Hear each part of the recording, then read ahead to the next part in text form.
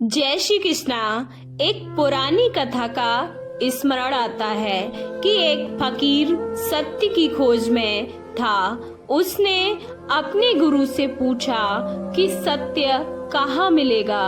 उसके गुरु ने कहा, सत्य सत्य है, वहाँ मिलेगा जहाँ दुनिया का अंत होता है। तो उस दिन से वह फकीर दुनिया का अंत खोजने निकल गया। कहानी बड़ी ही मधुर है। बरसों चलने के बाद, वह भटकने के बाद आखिर उस जगह पहुंच गया जहां आखिरी गांव समाप्त हो जाता है। तो उसने गांव के लोगों से पूछा कि दुनिया का अंत कितनी और दूर है।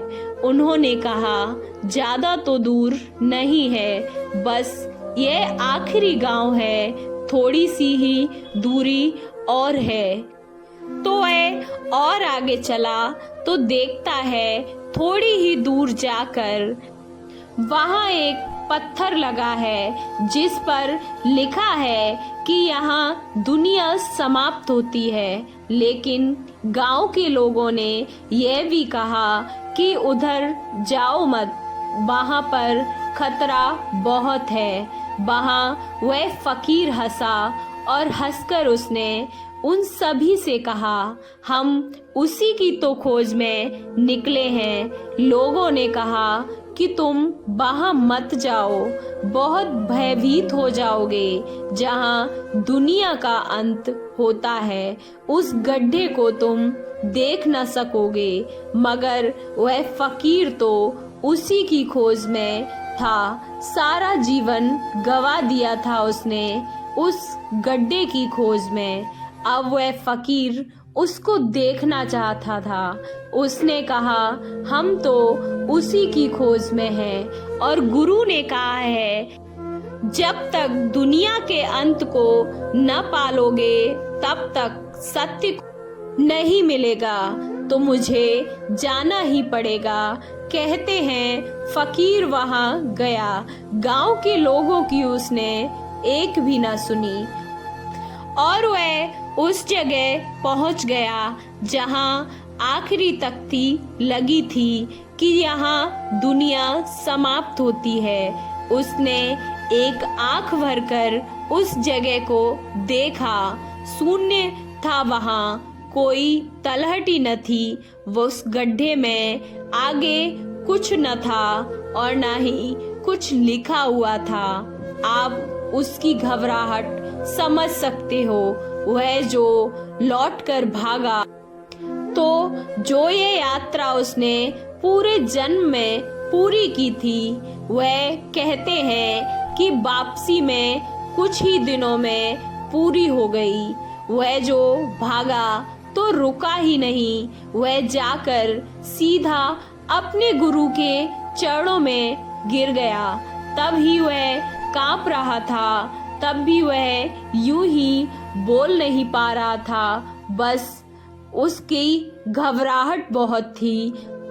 अब बड़ी ही मुश्किल से उसको उसके गुरु ने पूछा कि आखिर मामला क्या है, क्या हुआ।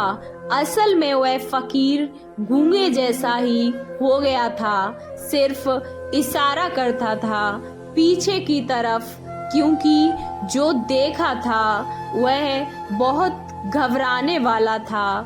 गुरु ने कहा, ना समझ, मैं समझ गया कि लगता है तू दुनिया के अंत तक पहुंच गया था और तुझे तख्ती मिली होगी जिस पर लिखा होगा कि यहाँ दुनिया का अंत होता है।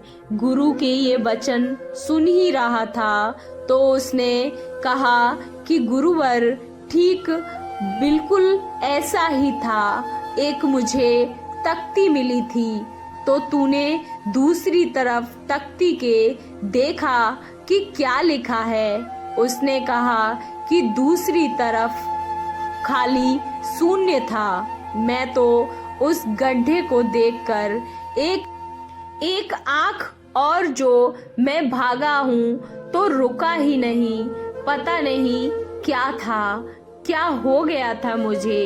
पानी के लिए भी नहीं रुका और मुझे भूख भी नहीं लगी थी। उस तरफ तो मैंने नहीं देखा, हिम्मत ही नहीं थी। उसने कहा, बस वही तो तू भूल हो गई तुझसे। अगर तू दूसरी तरफ तख्ती के देख लेता तो जहाँ इस तरफ लिखा था कि यहाँ दुनिया का अंत होता है, तो उसके दूसरी तरफ लिखा होगा कि यहाँ से परमात्मा का मार्ग प्रारंभ होता है। असल में एक सीमा पूरी होती है, तब जीवन की दूसरी सीमा शुरू होती है। परमात्मा निराकार है। शून्य में उस निराकार के करीब आप पहुंचोगे। यह कहानी बड़ी ही अच्छी है, बड़ी ही कीमती है। ऐसा दुनिया में कहीं है ही नहीं। निकल मत जाना खोजने उस जगह को जहाँ पर तख्ती लगी हो। असल में यह भीतर की बात है, जहाँ दुनिया समाप्त होती है। इसका मतलब है जहाँ पर राग रंग ये सब समाप्त होते हैं, जहाँ पर ये दुनिया समाप्त होती है। इसका मतलब है जहाँ पर ये जीवन के खेल खिलौने समाप्त होते हैं। आखिरी पड़ाव आ जाता है तो देख लिया, सब जान लिया और अब समझ भी गए होगे। हो गया दो कौड़ी का कुछ सार न पाया, सब बुदबुदे टूट गए, फूट गए सब रंग, बेरंग हो गए। दुनिया के अंत होने का अर्थ है जहाँ वासना समाप्त होती है। वासना ही दुनिया है। महत्वाकांक्षा का विस्तार ही ये संसार है। लेकिन वहाँ आते ही हमें बहुत घबराहट होगी, क्योंकि वहाँ ही शून्य साक्षात खड़ा हो जाता है। जहाँ महत्वाकांक्षा मिटती है, वहाँ शून्य ही बस रह जाता है। जीवन कैसे जिए, और इसका भी एक बहुत सुंदर कहानी है। एक सेठ अपने बगीचे से बहुत प्रेम करते थे। बसंत आते ही उनके बगीचे में हर तरह के फूलों से अपनी छटा बिखरी होती थी। अपनी एक अलौकिक छटा रहती थी। सुंदर सुंदर फूलों के बीच बीच जब सेठ जंगली फूलों को देखते तो वह अत्यधिक उदास हो जाते। सेठ ने उन जंगली फूलों को उखाड़कर फेंक दिया, लेकिन कुछ दिनों बाद वे जंगली फूल फिर से वहां उग आए। सेठ ने सोचा, क्यों ना इन पर हम दवा का प्रयोग करते हैं। फिर उन्होंने किसी जानकार से बताया कि इस तरह तो अच्छे फूलों को भी नष्ट होने का खतरा रहेगा। तब सेठ ने निराश होकर अच्छे अनुभवी माली की सलाह ली।